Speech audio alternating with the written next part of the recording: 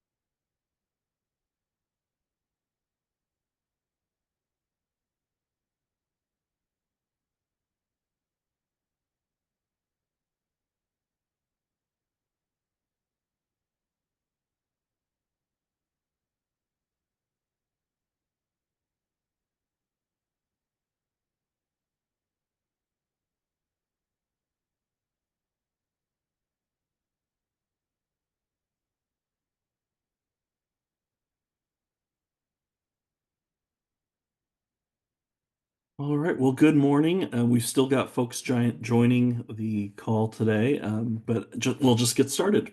Welcome to the California Tax Foundation's 2025 webinar series. My name is Rob Gutierrez, and I'm president of the California Taxpayers Association. The CalTax Foundation is CalTax's research arm. Today, we just put out a quick guide to California's tax structure. It's a great cheat sheet for everything you need to know about tax policy in California. It's got some great charts, graphs, and you can get it online at caltaxfoundation.org. I'm glad that you could all join us for our February webinar, which is titled Navigating Disaster Tax Relief, Supporting Taxpayers in Challenging Times. We've all watched as the Palisades and Eaton fires have devastated so many communities in Los Angeles. And for some of us that have lived through similar events, it has certainly reminded us of our darkest days. So I can tell you the last thing that most people in LA County are thinking about is tax, but as Angelinos begin to recover, California's tax relief program will play a vital role. And so today I am honored to be joined by some of the best and brightest people to talk about this issue. We have Carolyn Stemen from Supervising Appraiser from the State Board of Equalization, Trista Gonzalez, Chief Deputy Director from the California Department of Tax and Fee Administration, Angela Jones, Taxpayer Advocate for the Franchise Tax Board, Erin Carvel, Assistant Director with the Franchise Tax Board, and Renee Rodda, Editor of Spidell's California Taxletter. So welcome everyone, and thank you for joining us. I'd also like to thank our sponsors for helping make this webinar possible. Charter, Chevron, Edison, Enterprise Mobility, Evershed Sutherland, Greenberg Traurig, McDermott Will and Emery, NextEra Energy, Pillsbury Law, Ryan LLC, Sempra, Union Pacific Railroad, Walmart, and the Watson Land Company. For those that are attending today's seminar live to receive continuing education credit, we will be conducting polling questions throughout today's webinar to record attendance. We will also be sending out a recording of today's webinar for those that weren't able to attend live. So let's just jump in. So there's been a number of executive orders issued by the governor that apply to rebuilding, recovery, and we encourage you to take a look at those. Some of them apply to CEQA, the Coastal Act, as well as tax filings, which we'll get into in just a bit. The other issue that, in terms of status updates, legislation has been passed. Initial funding has been provided to folks that are affected by this and to begin the recovery efforts. And the other kind of thing that has come out is the LAO has put together some damage estimates and costs. And so for those on in the legislature that are joining today's webinar, understanding the valuation impact is important because of the impact that this will have on property tax funding for the next several assessment years. So with that, again, thank you all, and we'll kick it over to the State Board of Equalization. And Chrissy, I think we can advance the slides.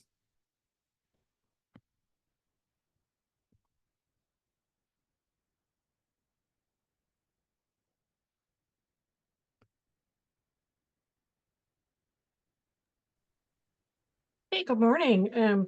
First up, I want to say thank you for inviting us to take part in this webinar. And we really appreciate the opportunity to use this platform to inform people of the property tax relief that's available after a disaster happens. I'm going to be going over quite a bit of a material and trying to stuff it all into 15 minutes. So I'm going to be talking really fast. But rest assured, this information is available on the BOE's website, and the last slide in this presentation will have that website address for you, as well as some contact information should you have any continuing questions. So California property tax law provides tax relief for properties that are damaged or destroyed by a misfortune or calamity. Relief that is available can be broken down into two categories. Depending on the event that occurs causing the damage to their property, relief can be provided in the form of reduced assessments, deferral of taxes, new construction exclusions, and base year value transfers. Misfortune or calamity and major misfortune or calamity. They pretty much sound the same, so what's the difference? So for purposes of providing tax relief, a misfortune or calamity must be a sudden, distinct occurrence of damage or destruction that is out of the ordinary. The key difference between the two categories above is that a major misfortune or calamity is one in which the governor has proclaimed a state of emergency. Typical events would include things such as earthquakes, floods, or even wildfires. An example of a misfortune or calamity not considered major would be something like a solitary house fire. You can go to the next slide.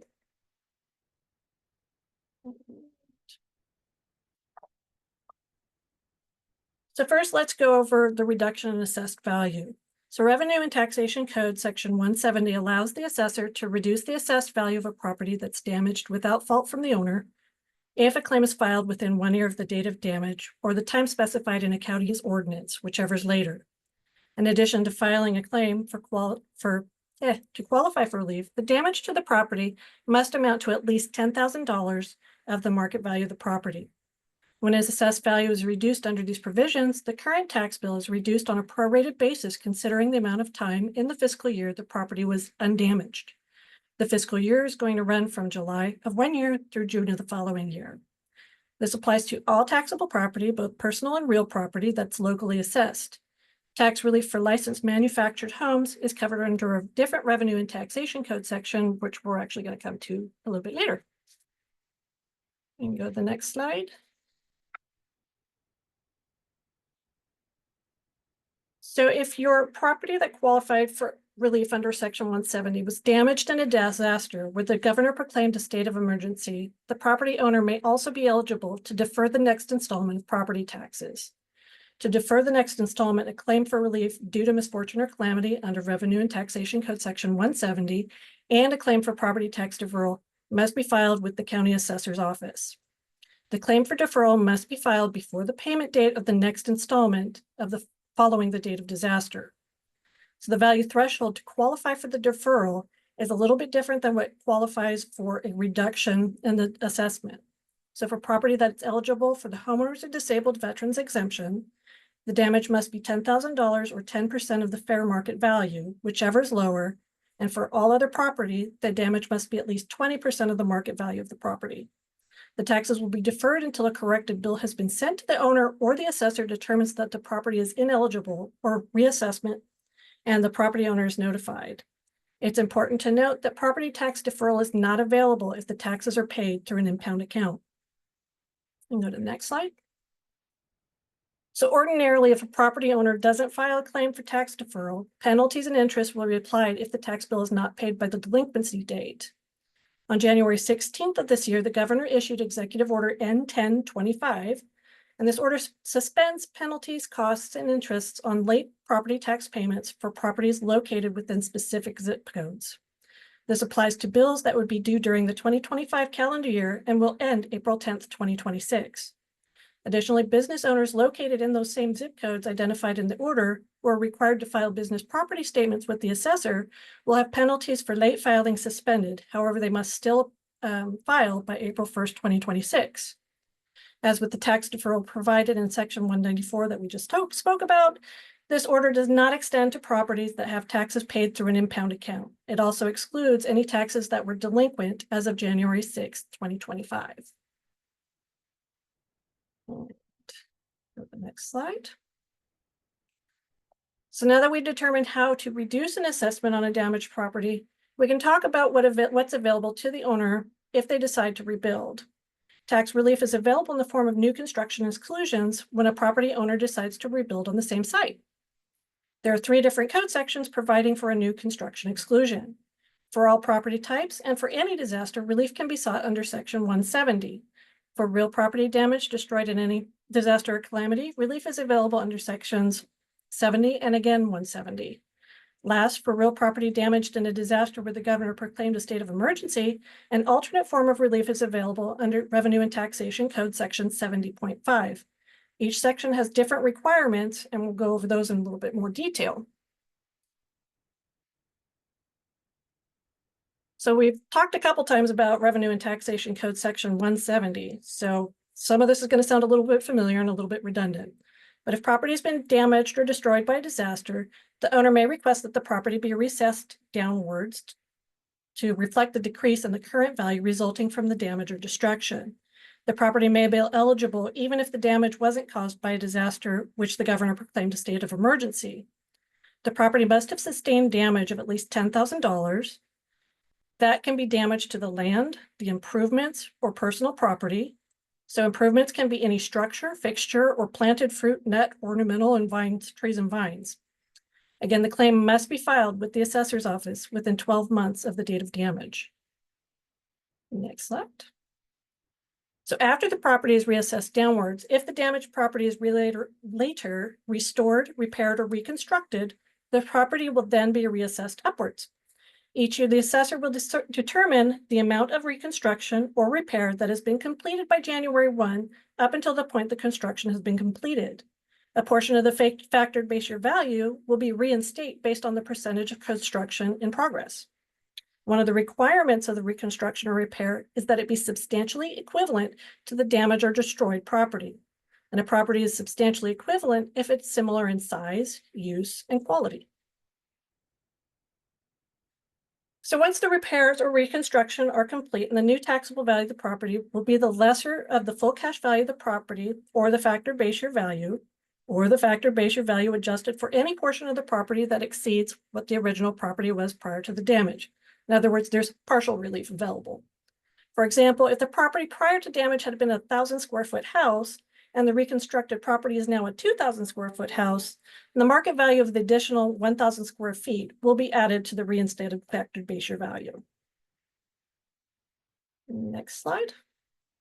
So similar to Section 170, our Revenue and Taxation Code Section 70 provides that new construction shall not include any timely reconstruction of real property that has been damaged or destroyed by a misfortune or calamity to the extent that the reconstruction is substantially equivalent to the property prior to the damage. There's no value threshold, however, it only applies to real property. Damage must not have been the fault of the owner and applies regardless if there's a governor-proclaimed state of emergency.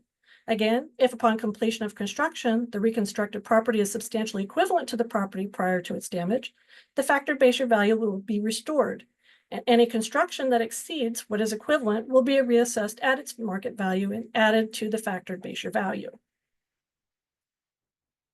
Next slide.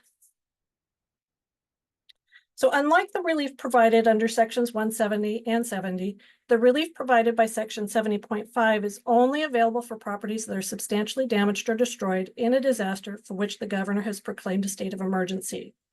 There are several requirements for the damaged property to receive the relief. In addition to the proclaimed state of emergency and substantial damage or destruction, the replacement improvements must be located on the same site.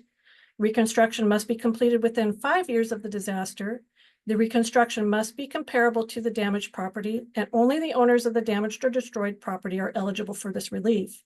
If relief is granted under this section, the property owner will be ineligible for a base year value transfer under the provisions of section 69. And I'm going to have one caveat here is there's a lot of new legislation that's been introduced. And so what I'm going over right now is how these tax codes stand today. They could change. There could be some extensions to the timeframes. It's just a wait and see kind of thing right now. So two of the requirements that I just mentioned, substantially damaged or destroyed and comparable, should probably be further explained. So substantially damaged or destroyed means that the improvements must have physical damage of more than 50% of the improvement's full cash value prior to the damage. Comparable means that the improvement is similar in size, utility, and function, where size and utility are associated with value. An improvement is similar in size and utility if it is no more than 120% of the full cash value of the property in its pre-damaged condition and used in the same manner. When we talk about function, it must be subject to similar government restrictions such as zoning and used in a similar manner. So manufactured homes are classified as personal property, but most often they are treated as real property. They also receive special relief when damaged in a disaster. So a locally assessed manufactured home that is damaged by misfortune or calamity may receive a reduction under section 170 as long as the damage is at least $10,000.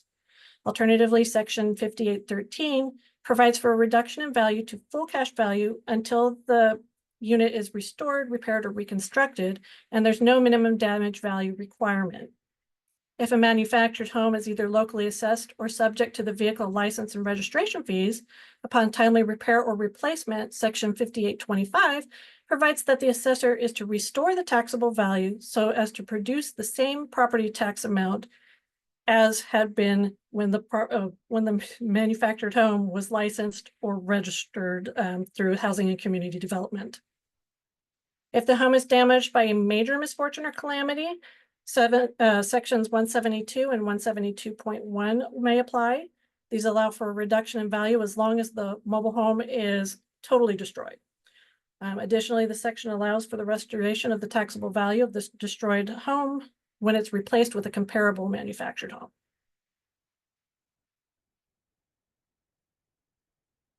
So if instead a person decides that they would rather relocate or rebuild somewhere else, there are 3 different base year value transfer provisions that can apply. An owner may qualify for one type of relief or the other. So if a person receives relief under one of the new construction exclusion provisions, then they'd be unable to also transfer the base year value of the property that has been damaged or destroyed. The graph here shows the 3 different base year value transfers, and as you can see, each has different qualifying conditions and times in which the transfer must be completed. Next slide. For any real property, relief may be granted under Revenue and Taxation Code section 69. In the next 2 provisions that we'll talk about, they're limited to the principal residence of a person who's had property that's damaged or destroyed. So the key points to remember about this provision is that the original property must have sustained substantial damage or destruction. The replacement property must be located in the same county where the damaged property is. The replacement must be comparable to the original property, and the replacement must be acquired or newly constructed within 5 years after the disaster occurred. Only the owners of the original property are eligible for the tax relief. If the replacement property exceeds 120% of the market value of the original property just prior to the disaster, the excess value will be added to the transferred factored base year value. There's no requirement that the damaged property be sold, and the land will retain its factored base year value. After a base year value transfer, any reconstruction that occurs on the damaged property will be assessed as new construction.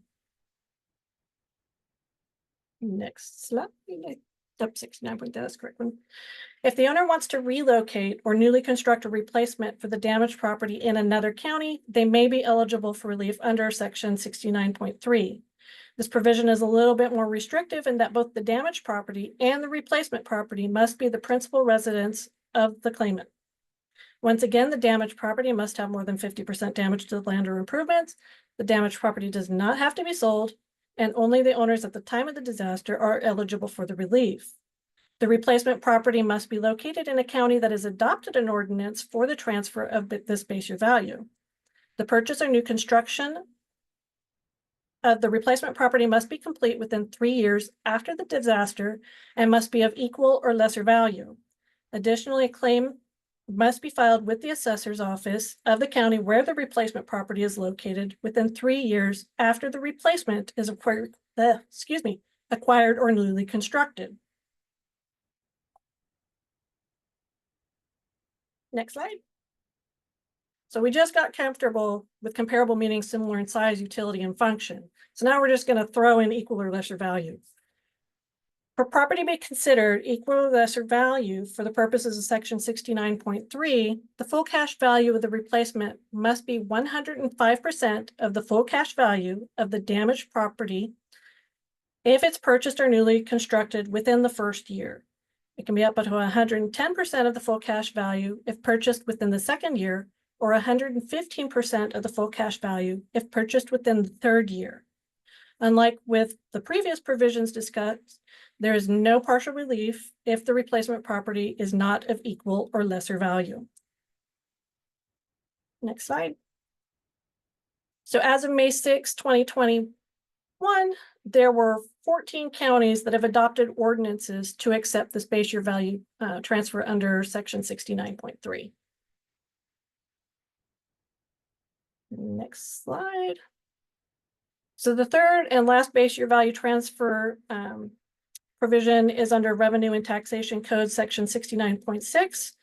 This one's better known as Proposition 19, which allows for the base year value transfer for persons age 55 and over, severely disabled, or the victim of a wildfire or natural disaster. To qualify, the original property must have been the owner's principal residence just prior to the damage or destruction. The land or improvements must have physical damage of more than 50%, and the original property must be sold in its damaged state and reassessed to current market value. If the damaged structure is rebuilt prior to its sale, the owners will no longer qualify for the relief as a victim of wildfire or natural disaster. However, they may still qualify based on age or disability. If the residence is co-owned, only one owner may transfer the base year value unless the residence is a duplex, triplex, or other multi-unit property. The replacement dwelling must be purchased or newly constructed on a different parcel within 2 years of the sale of the damaged original property. The replacement may be located anywhere in California and may be of any value. However, if the full cash value of the replacement home is greater than the full cash value of the original property just prior to the disaster, the excess amount is added to the transferred base year value. The replacement must be the owner's principal residence when the claim is filed.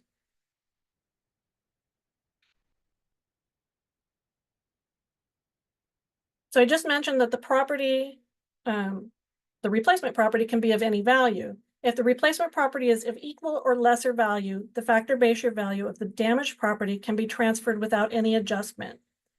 For this base year value provision, equal or lesser is slightly different than the equal or lesser we just talked about. So equal or lesser in this case means that the replacement property is 100% of the full cash value of the damaged property if the replacement is purchased prior to the sale of the damaged property. If the replacement is purchased within the first year of the sale of the damaged property, then it can be up to 105% of the full cash value. And if it's purchased within the second year, up to 110% of the full cash value. There's still relief available if the replacement property is of greater value than the damaged property, and any value in excess of the damaged property is added to the factored base year value.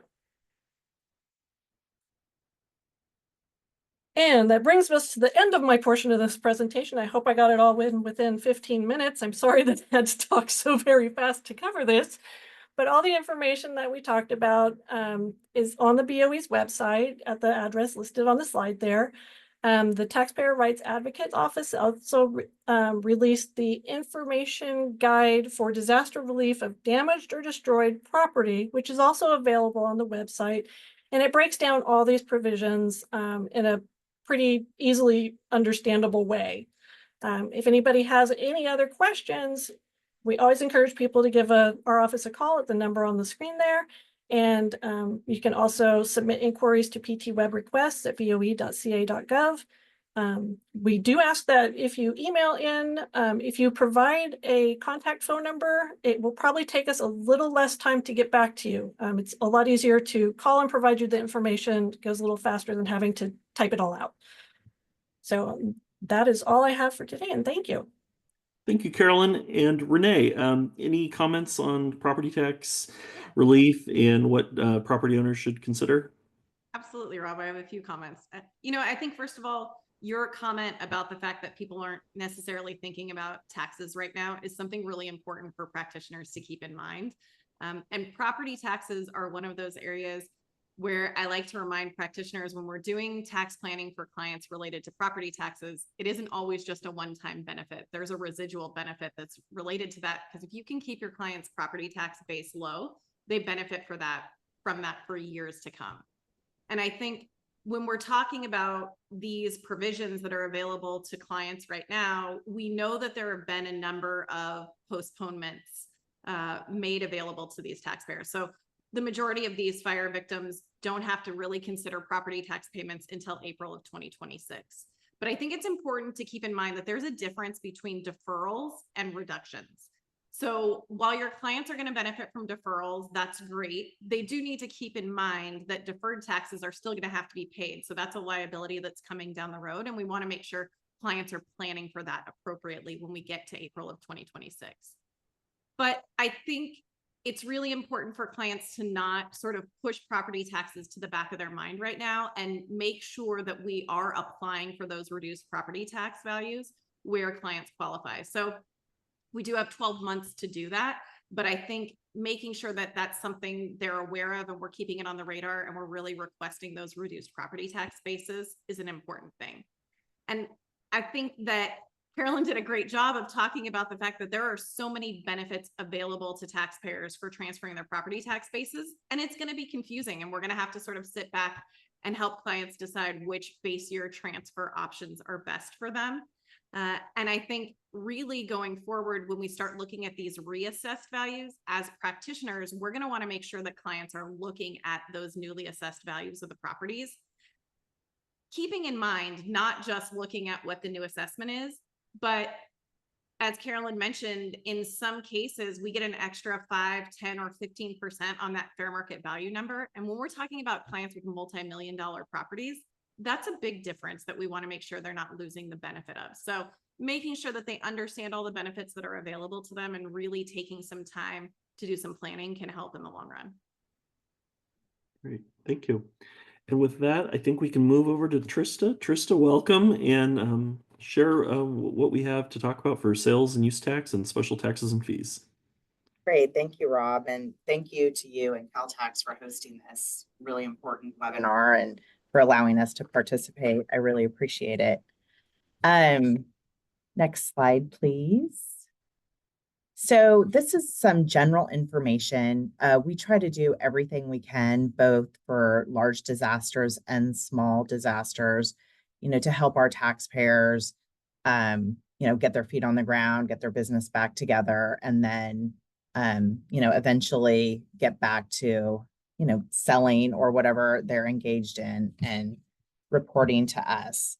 So the law does allow a 3-month extension for disasters with respect to both filing and paying sales and use tax and most of our other special taxes and fees. There's a couple small ones. I know IFTA is one that is not in the statute to allow the extension, but by and large, most of the 40+ taxes we administer, we are allowed to provide the extension and penalty and interest relief for disasters. We also try to make it really easy for taxpayers who have lost books and records to get their past filings or any other communication that they have done with us in their possession again. So that's something, there's a quick phone call and we can get that information over.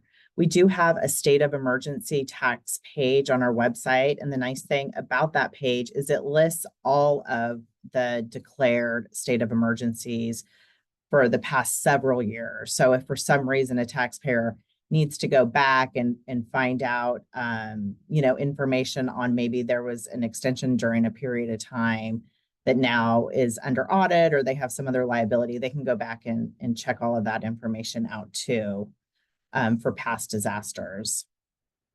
Some other things that we typically do just in any disaster is participate in the disaster recovery centers. We are always sending team members out to host tables and provide information and walk people through if they need to update their addresses or any sort of account maintenance, and explain to them, some of the provisions that we can provide to at least, alleviate some of their worry with respect to taxes.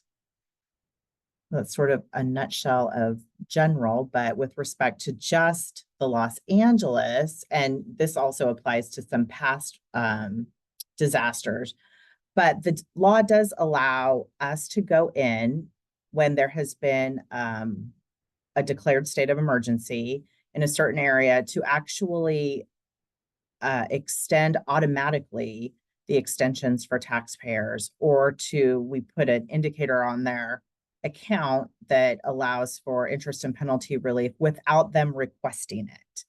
So that is a new development. I think after like the Paradise fires, we were able to, or the legislature passed some bills that allowed us to do that. So now a taxpayer does not have to come to us to request it and to sign under penalty of perjury that they actually need it. So what we do is generally go in by zip code within a county and put those extensions and penalty and interest relief on the account. So we have the authority to do that for 3 months. We are cognizant though, especially for sales and use tax, that those taxes benefit the locals. So what we did for Los Angeles is we extended the due date, the January filing date, which was important. It's our largest filing for both the fourth quarter of 2024 and the annual filers are also due at the end of January. And this is just sales and use tax, but all of our taxes and fees are impacted. We extended all of those taxpayers except for those that had filed, like our super largest taxpayers. So those that had filed $1 million in tax in their previous tax return, which was mostly the third quarter. So they did not get the automatic extension, but we will work with them if they need the extension. So what you sometimes see are large multi-location retailers that may have, just some locations within an area, but not their whole business. So again, they are still entitled to it if they need it. They just don't get the automatic extension. And that way we can still, if they don't really need it, we can still continue to fund the local jurisdictions with that sales tax money. Also for the LA County, we developed a quick link just for those taxpayers. So when they logged into online services, they would see like, I've been impacted by the LA County fires, and they could click that box. And then that just sent them directly to, a page where they could ask for relief. What we found is a lot of people did use that fast path, but they had already been automatically extended. So, unfortunately they still did it, but then it was a very easy, like quick response back. You've already been extended, so no problem. So we did that this time, and based on the use, we would likely do that again in the future. Another thing that we did for this fire is we were able to get maps and really zero in on what taxpayers were actually impacted, not just the county-wide impact, but in those specific areas. So we found about 800, mostly sales and use tax taxpayers, and we actually had team members call each one of them, those businesses individually, to let them know what was available to them, and, you know, of course, to ask how we could help them. So we received a lot of positive feedback. Sometimes they had questions about other tax programs, not those administered by CDTFA. Maybe it was FTB or EDD. So we were able to put them in touch with the other departments to get their needs met. We also worked with EDD and FTB and established a specific phone number just for the LA fires. We thought that it might be helpful if somebody's calling one of us to be able to sort of allow like a quick path or a concierge service. These phone numbers weren't like blasted on all of our websites, but they were available at the disaster recovery centers. And we tried to keep it just for those that were really impacted. So it was, you know, a quick path or, you know, to somebody on the other end of the line rather than just routing through a call center. Although our call center did have in the phone tree, when people are listening, they could press a certain number to get help with LA County. So let me see what else do we have here.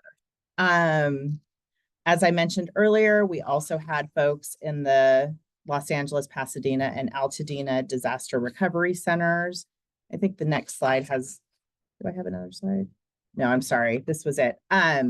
We did help thousands of people in those centers, as well as on the phone. I have a little bit of information. Let's see, 1,500 at one. We had about almost 3,000 people calling in our call center.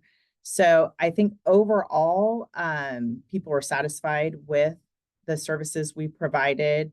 And again, we've extended the due date for all of Los Angeles County until April 30th, moving it from the end of January to the end of April. So if anyone has questions, I would be happy to, you know, send me an email or call the call center. And no, we will do everything we can to help businesses. Thank you, Trista, and thank you for all the work CDTFA is doing right now. I really appreciate it.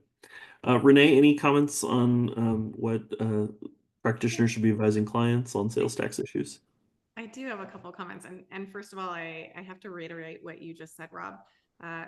The outreach that CDTFA did to affected taxpayers has definitely been appreciated. I've heard from a number of businesses who received that outreach. And so I think just sort of the partnership that they feel with the agency is something that's been very much appreciated. For me, I like to remind practitioners that one thing you need to be careful about with sales and use taxes is that the postponements or extensions that we have for sales and use taxes are not as generous as what we have for income and property taxes. So I think keeping in mind that affected taxpayers are going to be able to get extensions, but you have to request them. And it's not just that sort of blanket extension that we have with income and property taxes. So while I think a lot of businesses and taxpayers are sort of putting taxes to the back of their minds right now and thinking, well, I don't have to worry about this until later. Sales and use taxes and those special fees are just a little different because while they're going to qualify for extensions, you are going to have to request them. So making sure that they're keeping that front of mind. Great. Thanks, Renee. And with that, Franchise Tax Board, we've got Erin and Angela joining us today. Thank you, Rob, for having us here today. I am especially appreciative to meet the other agencies, Trista and Carolyn. And Renee and I have an established relationship, which I appreciate very much. With that, go ahead and go to the next slide, please. Disaster Relief Authority can be found under IRC 7508A, and California conforms under RNTC 18572. And generally, this means that California may postpone certain tax-related deadlines up to 1 year for qualified taxpayers affected by a covered disaster. Next slide.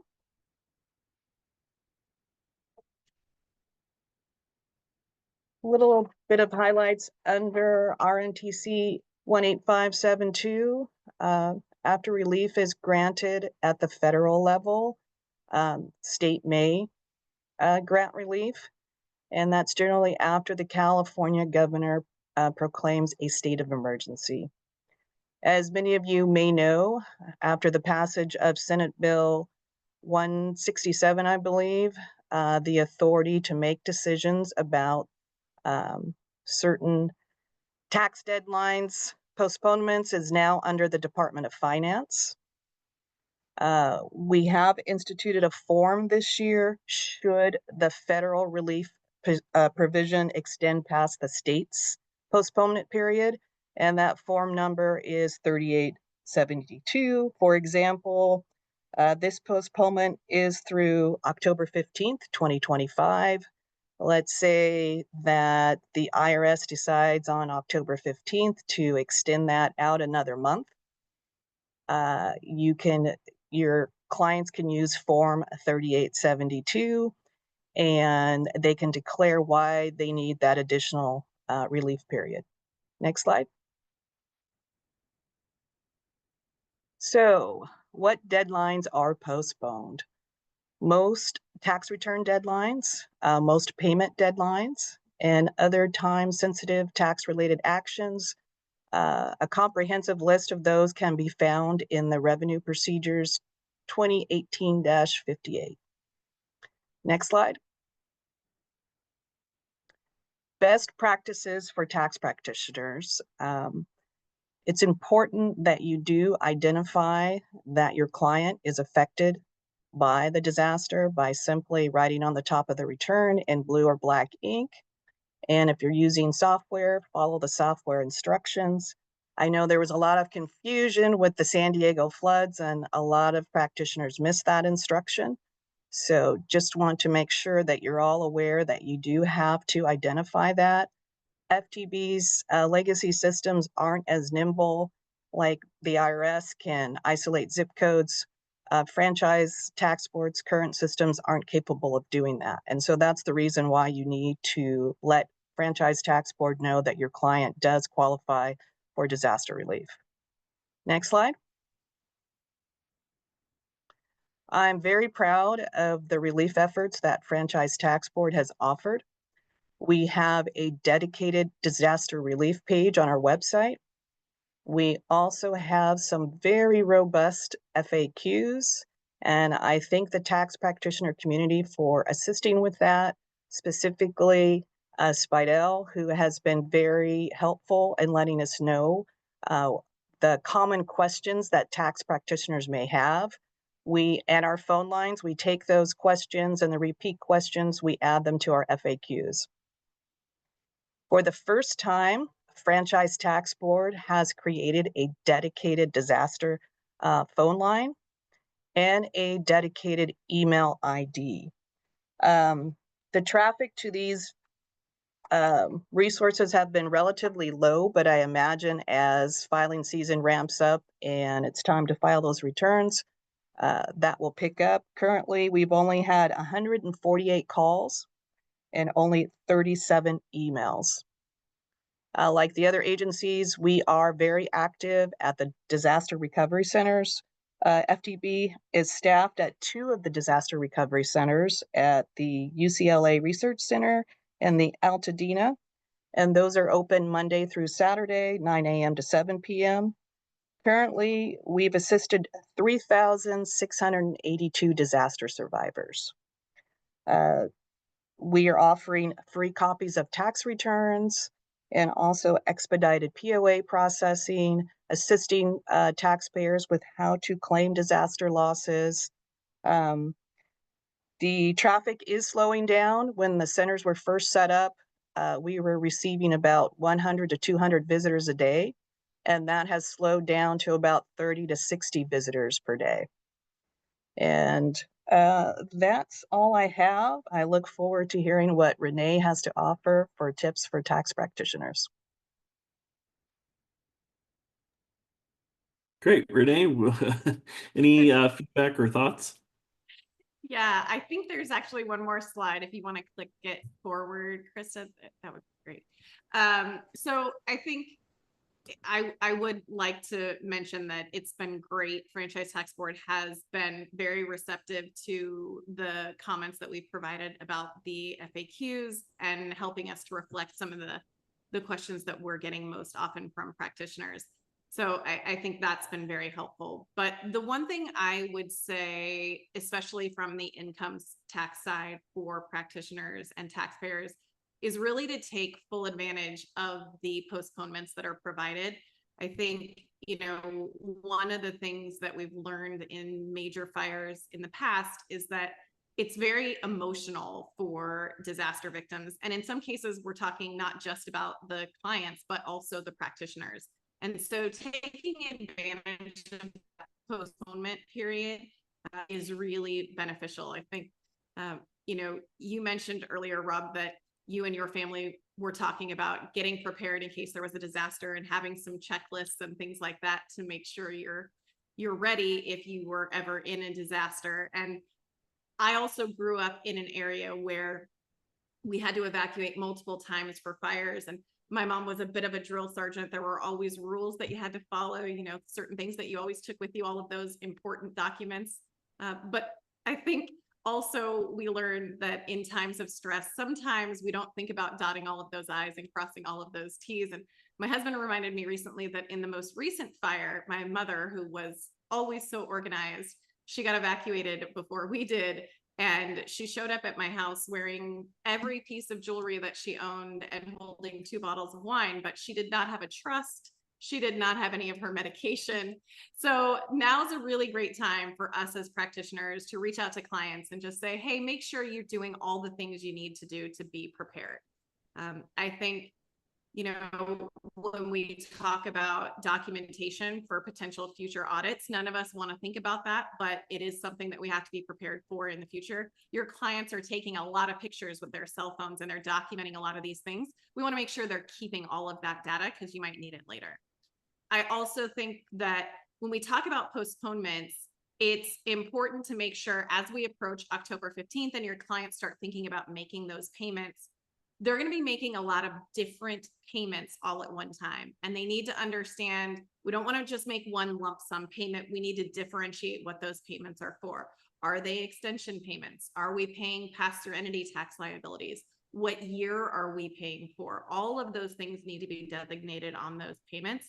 And when you're using WebPay, it can be very easy to improperly designate those payments. So I think taking some extra time to help clients understand that is going to help practitioners not have to clean up messes after we get past October 15th. And one thing I will also remind practitioners of is if your clients are combining their estimate payments into one payment, making an estimate payment in excess of $20,000 is going to trigger mandatory e-pay going forward. So we've seen in the past where we have these postponements, clients that don't normally have that mandatory e-pay requirement, they lump all of those payments together and now they've triggered mandatory e-pay for themselves. So thinking of things like breaking those payments up so that we don't trigger mandatory e-pay can eliminate a lot of headaches going forward.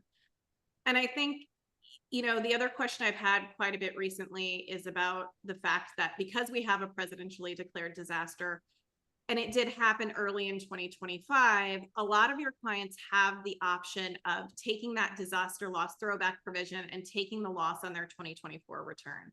And I think we're seeing some scenarios where insurance claims are slow. And so clients can benefit from taking that disaster loss on the 24 return. I think it's a huge benefit to taxpayers. Just make sure that they're aware that if you're estimating what you think those insurance proceeds could be, there might be some adjustments to that loss going forward once we know what the actual benefit from the insurance policy is, and so that we're prepared for any future tax gains that we could see from those insurance proceeds. And there's been a lot of information today. And so at Spidell, we also created a free webinar. It's available for practitioners. You're free to share it with your clients. We tried to cover sort of the most important tax benefits that are available and what you can do to help clients. So in addition to this webinar, I would recommend go ahead, take advantage of that. There is no charge for it. And we want to make sure everyone's getting all the help they need during this time. I'd just like to interject. Thank you so much, Renee, for clarifying not to make one lump sum payment. It really, really does save you a lot of time. You have to imagine there's multiple payments coming in, and there's humans sometimes that are processing those payments. So, and we do have a lot of seasonal workers that come in to help out. So you're expecting a human to read your mind and know where you want all of that applied. And also being very careful when you do web pay. I can't tell you how often I receive phone calls for someone who has payments posted in the wrong areas. That creates notices to generate that you weren't anticipating. And then my team has to help you sort all of that out. So that was an excellent tip, Renee, and I appreciate you sharing that. Thanks. Well, thank you, Renee. We do have time for a few questions, so if anybody any of the attendees have questions, feel free to ask a question in the chat and we'll get that answered. If not, you're always welcome to send us an email and we can connect you with whoever's got an answer to your question. But with that, again, just for sake of the recording, today is February 27th, 2025. And as Carolyn mentioned, the laws could change that do affect all these issues, and the legislature is looking at lots of options going forward. And I'm sure there will be new laws coming forward to address some of these issues. So just be aware that things could change. But with that, I want to thank everyone for joining today. If you need assistance or have questions about continuing education, please contact foundation@caltax.org. And again, thank you to our sponsors for supporting and making this webinar possible. Next month, CalTax's David Klein will be leading a discussion about the valuation of intangible property, and we hope you can join us. And with that, thank you so much. Have a great day, everyone. Thank you. You.